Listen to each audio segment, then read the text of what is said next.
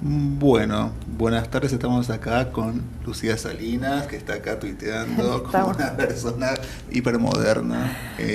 Lucía Salinas, ¿cómo estás? Muy buenas tardes, Buenas ¿cómo tardes. estás, Diego? Lucía Salinas es nuestro hombre en el sur. Es así La versión femenina, digamos. la venida de nuestro hombre en el sur.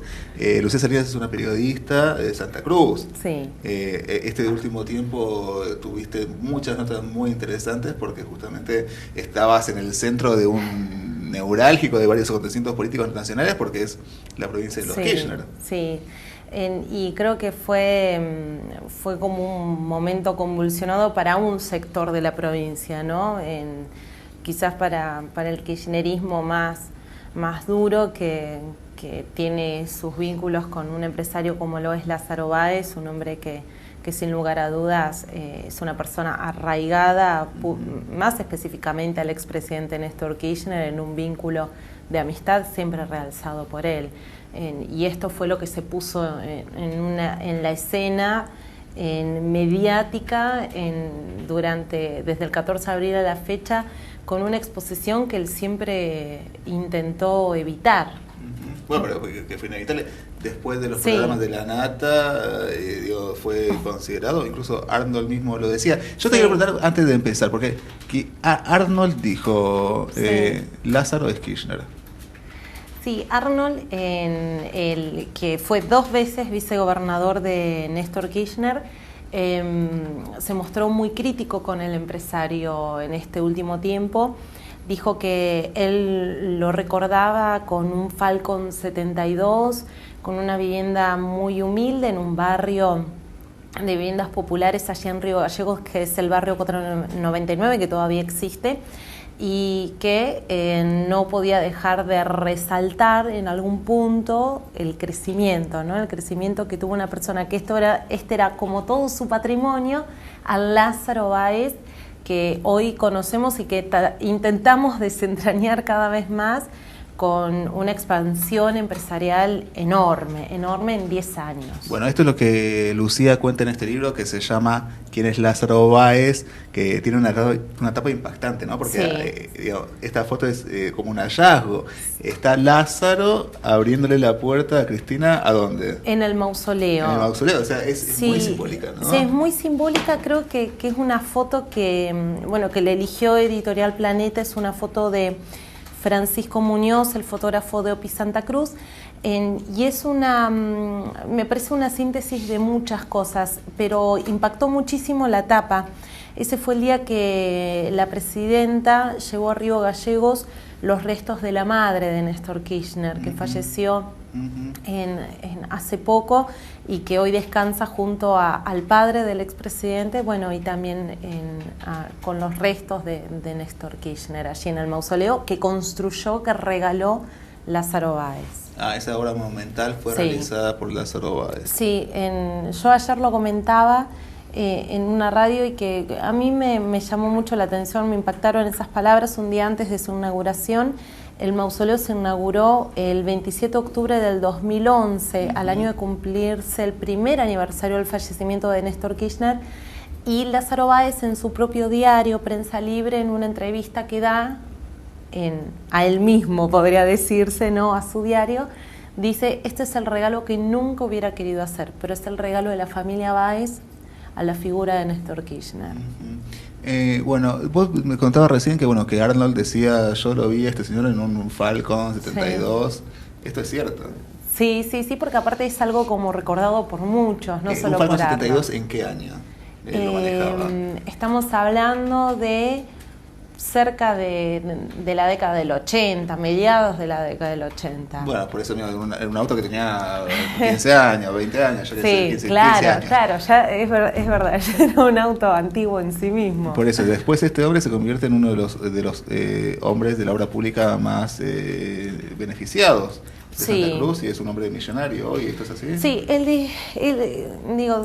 me llama la atención y me resultó interesante en el proceso de realización del libro en darle voz al propio Báez, porque él habló pocas veces. Una vez habló en su radio, otra vez habló en su diario, 2 veces habló en su diario, Y él trata de alguna forma explicar un poco de todas estas cosas que muchas personas nos preguntamos. Él dice, yo no soy millonario, y después se le preguntó si, haciendo referencia a las palabras de la presidenta, si él era un empresario exitoso, recordando aquella vez que la presidenta dijo, mi patrimonio yo le hice porque era una abogada exitosa. Y Lázaro Báez dice, no sé qué ser un abogado exitoso, pero me ha ido bien, no me puedo quejar.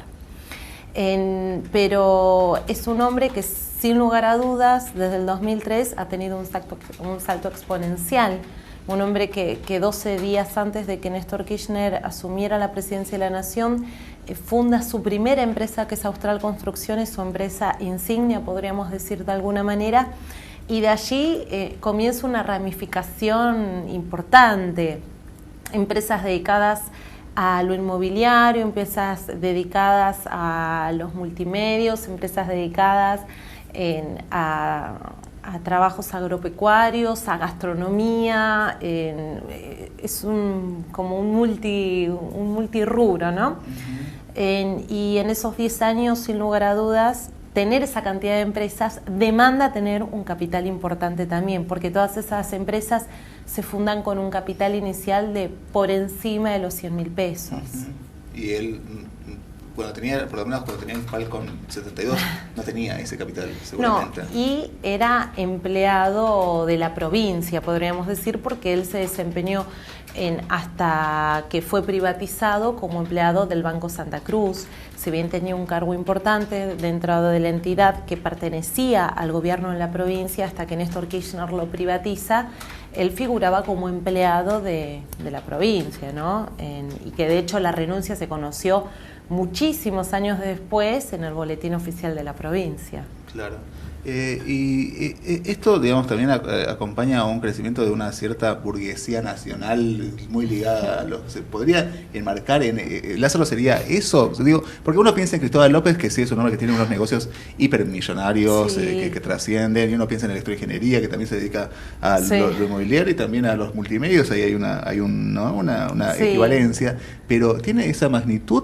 ¿Va eso es un poco menor? Me parece que es un poco menor en algún sentido. Me parece que se pueden trazar varias diferencias. Una es que Cristóbal López, cuando se vincula con el kirchnerismo, ya era un empresario desarrollado. Lázaro Báez se empezó a desarrollar en el 2003 como empresario. Y por ende Cristóbal López ya contaba con un cierto capital propio o propio de su actividad, podríamos decir. Pero me parece que hay un par de diferencias. Y de hecho algunas personas en la provincia de Santa Cruz trazaban esto, ¿no? Decían, bueno, Lázaro Báez es una persona quizás con poca formación, pero hábil, ha sido astuto para conseguir lo más importante, que fue ganarse la confianza de Néstor Kirchner, ¿no? Bueno, vos en tu libro decís que era muy cercano, que había tenido una relación de amistad muy profunda. Sí. ¿No estaba él la noche anterior a la muerte de Kirchner cenando con Cristina Edavalor? Sí, siempre se habló de ese encuentro, nunca lo confirmó él y nunca dijo él si efectivamente así, pero siempre se habló de ese encuentro, que él había sido una de las últimas personas que pudo verlo al expresidente antes de fallecer allí en la localidad del Calafate, en su residencia, ¿no? Pero sí un hombre que se reconoce amigo de Néstor Kirchner, y de hecho quienes lo han visto en la provincia de Santa Cruz siempre hablaron de él como el negro, porque este es el apodo que le ponen a Lázaro Báez, como el gran protegido del expresidente. Bueno. Una persona que nos lo decían algunas personas que están en el gobierno provincial, que nadie pudiera decirle nada el expresidente en contra de Báez, porque no iba a ser escuchado. Esta es la verdad. Fue una persona realmente de la confianza de él. Hay dos datos concretos. Hace poco Alcomada planteaba que había una estancia. Sí, que compartía la propiedad con Cristina. Sí, creo que salió hace 2 semanas una nota en el diario La Nación, en realidad de la corresponsal del diario La Nación, de Mariela Arias, allí en Santa Cruz, que contaba que había una gran propiedad en la localidad del Calafate, aquellas propiedades que se compraron a un precio de 7,50 pesos el metro cuadrado durante la intendencia de Néstor Méndez, y que el 50% de esa propiedad, según la documentación publicada en el diario La Nación, estaban a nombre de Austral Construcciones, que en realidad la primera propietaria había sido la presidenta y que después el 50% fue vendido a la constructora de Lázaro Báez. Concretamente son socios. Y con un terreno muy importante y con proyecciones inmobiliarias, de esto también se hablaba, ¿no? Entonces, volvemos a la primera pregunta. Sí. ¿No estaba tan desacerdotado Arnold cuando decía Lázaro es Kirchner? No, y creo que esto es, uno puede remitirse a esto, a las documentaciones, ¿no? Si bien es algo que siempre ha negado Lázaro Báez, cuando decía yo nunca fui socio de Néstor, Néstor solo me contrató para construir unas viviendas allá por el 2005, que se creó un fideicomiso con Austral Construcciones. Lo que él siempre negó y buscó desligarse es que efectivamente ellos sean socios. No hay nada que diga, bueno, son socios en papeles, pero esto... algunos movimientos que hubieron. Esto era un análisis puntual sobre propiedades no declaradas en declaraciones juradas, que después en la documentación de derecho a la propiedad figuraban juntos, una enorme propiedad. Entonces, quizás lo que siempre se buscó negar tenía fundamento, sus sospechas tenían fundamentos en algo. Además, se le giraban directamente a una cuenta suya, o sea, sin pasar por la instancia estatal que debería desviar fondos para la obra pública, se le giraban fondos de Nación directamente a una cuenta de Lázaro Báez. ¿Esto cómo sería? Sí, esto en realidad fue una cuenta convenio que se abrió en el 2009 aproximadamente, un poco antes en realidad, en el 2007-2008 en el Banco Nación, sucursal Río Gallegos, una cuenta en la que el Gobierno Nacional, esto es una investigación de OPI Santa Cruz publicada hace poco más de una semana, donde allí Planificación Federal depositaba fondos destinados a la obra pública. En el detalle que se publica en este portal de noticias, de todas las empresas a las que se le giraba fondos, la mayor beneficiada era sin lugar a dudas Austral Construcciones y Can y Costilla, que es otra empresa propiedad del empresario Lázaro Báez. Y esto también fue algo confirmado por el gobierno de Santa Cruz, porque profundizado por la pelea que hoy tiene el gobierno provincial con el kirchnerismo, lo que Peralta siempre denuncia es que le han quitado la obra pública, claro, que lo único que hace la provincia es supervisar cuestiones técnicas, pero que el acuerdo de los precios, el envío de fondos ya no pasa por la supervisión de la provincia de Santa Cruz. Antes, por convenio, esos fondos se depositaban, si eran planes de viviendas, en el IDUB, que es el Instituto de Desarrollo de la Vivienda allí en Santa Cruz, y el IDUB era quien certificaba, quien pagaba a las empresas. Bueno, esto ya no es así según el gobierno provincial, y en realidad empieza un poco antes, cuando el kirchnerismo se enoja por los aumentos salariales que da Peralta y sospecha de que el dinero de obra pública va con destino a otro lugar. Esto recuerda un poco, recién me contabas esto y pensaba en Venezuela, ¿no? En la embajada que había dejado de tener el rol de claro, pasar las operaciones comerciales, y había como una administración paralela, es como lo define el gobierno provincial. Bueno, sería esto. Entonces uno puede pensar que esta sí fue una década ganada para Lázaro Báez. No, para algunos fue claramente una década ganada. Para Lázaro Báez fue una década ganada. Antes de eso hubo un episodio muy divertido, porque yo recuerdo que después del programa de La Nata, sí, en el cual se denunciaba y se mostraban las bóvedas, ¿no? Sí. Yo recuerdo que estaba ahí después del programa de La Nata, después de haber dominado un programa muy potente, y Salinas Lucías, porque el Twitter de Lucía es Salinas Lucía, decía: nos acaban de llamar, Báez nos está llevando a un grupo de periodistas a su estancia, e iba relatando como de noche muy tarde. Sí, a las 10 de la noche. Creo que el noticiero, el noticiero finaliza un poquito más de las 9 de la noche, telenoche, ¿no? y nos llamaron, nos citaron a los periodistas a que a las 10 de la noche vayamos a el edificio donde está la redacción de Prensa Libre, que es el diario de Lázaro Báez. Que igual es, digamos, es paradójico el nombre, sí, ¿no? y más en Santa Cruz, sí. Es bastante llamativo. Que vayamos allí porque nos iban a llevar a la chacra de Lázaro Báez.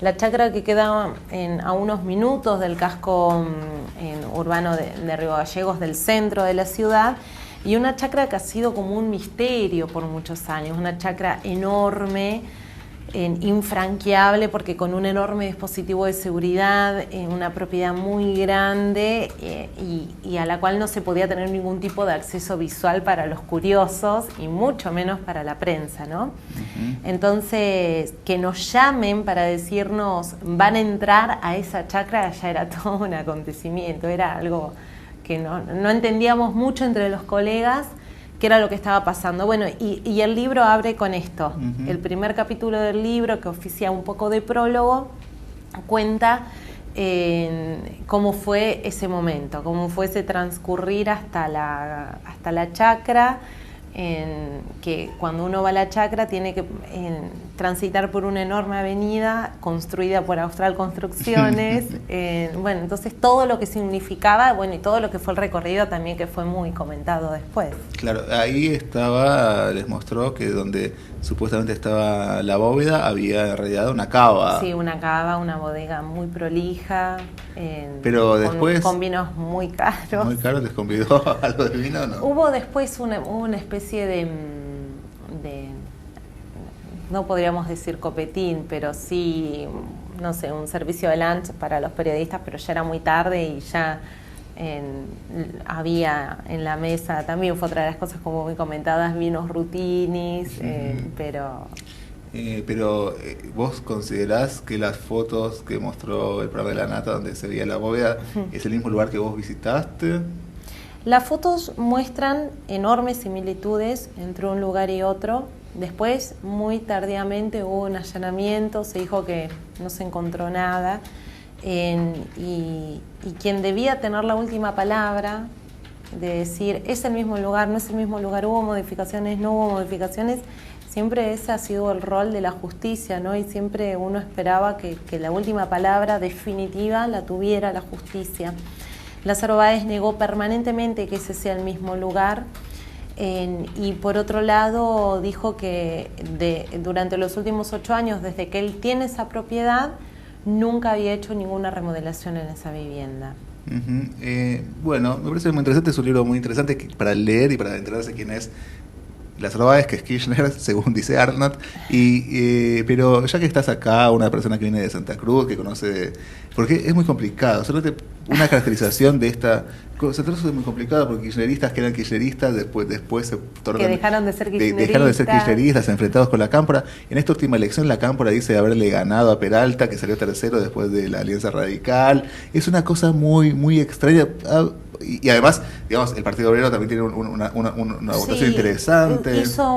Creo que fue una de las mejores elecciones que hizo el Partido Obrero, con un 8%. Por eso es una provincia muy rara, ¿no? Sí, yo creo que ¿Cómo le este escenario electoral de ahora? Sí, el escenario electoral dejó varias cosas. Dejó un triunfo rotundo para el radicalismo que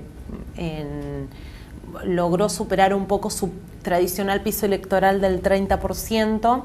Eduardo Costa es quien encabezaba el Frente Electoral Unión para Vivir Mejor, pero con una particularidad: el radicalismo también llegó dividido, llegó con 2 listas muy enfrentadas, y Eduardo Costa tuvo el 33% y Facundo Prades, de la localidad de Caleta Olivia, donde se impuso por sobre el Frente para la Victoria y por sobre Eduardo Costa y por sobre el PJ, se quedó con el 12%. Entonces este Frente Electoral sumó el 45%.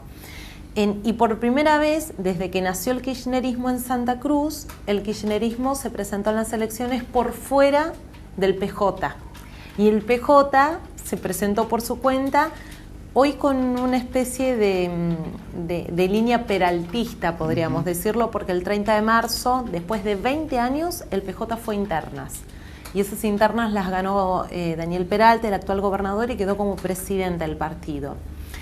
El piso histórico del oficialismo, que antes era el PJ y el kirchnerismo, superaba el 56% de los votos. Cuando Néstor Kirchner asume la presidencia y Sergio Acevedo se presenta para la gobernación, fue el gobernador más votado de la historia de Santa Cruz, con más del 65-62% del electorado. Cristina Kirchner en el 2011 en Santa Cruz sacó entre el 72 y 74% del electorado, o sea, números elevadísimos. Pero en esta elección, el kirchnerismo, que quedó segundo con el Frente para la Victoria, sacó 23% de los votos. Y el PJ quedó con el 21,6%. 44%. Sí, entre los dos... O sea que entre los dos bajó aún el piso histórico del oficialismo. Exactamente. Uno, si se pusiera a analizar los números finos, uno diría esto: el kirchnerismo perdió un importante caudal de votos que era histórico para el oficialismo, y esta fragmentación del PJ y del kirchnerismo no ha sido gratis, y ha quedado como dividido el piso tradicional de ellos también, ¿no? El 23 quedó para el Frente para la Victoria y el 21,6 quedó para el PJ, hoy conducido por Peralta, pero cada uno hace su lectura. El kirchnerismo no habla de derrota, por más que el radicalismo le haya sacado 20 puntos de diferencia. Ellos dicen, como a nivel nacional. Sí, ellos dicen, hicimos una muy buena elección, nos fue muy bien, se felicitaron entre ellos. El PJ dice, bueno, la gente manda un mensaje, habrá que escucharlo, porque como dice Eduardo Costa, el 80% de la población ya no votó ni al PJ ni al kirchnerismo. Y a la vez, el PJ dice, bueno, no fue una derrota, no fue bien, porque es la primera vez que nos presentamos sin la estructura kirchnerista. Entonces, a todos en su balance les ha ido bien. Es como a nivel nacional nadie perdió. Nadie perdió, pero claramente el 45% de los votos se lo quedó el radicalismo, que también algunos plantean que si uno hiciera la fragmentación dura y dijera, bueno, Eduardo Costa se quedó con el 33%, lo que dicen es también perdió en electorado en relación al 2011. Pero bueno, hoy el radicalismo se impuso claramente con este porcentaje. Bueno, muy bien, Lucía. Les recomiendo que lean quién es Lázaro Báez, que editó Planeta, está en las mejores librerías. Y bueno, muchas gracias por... La librería amiga. La librería amiga también, en todo lugar donde se proveen de libros. Y bueno, muchas gracias por este diálogo. No, por favor, muchas gracias a ustedes.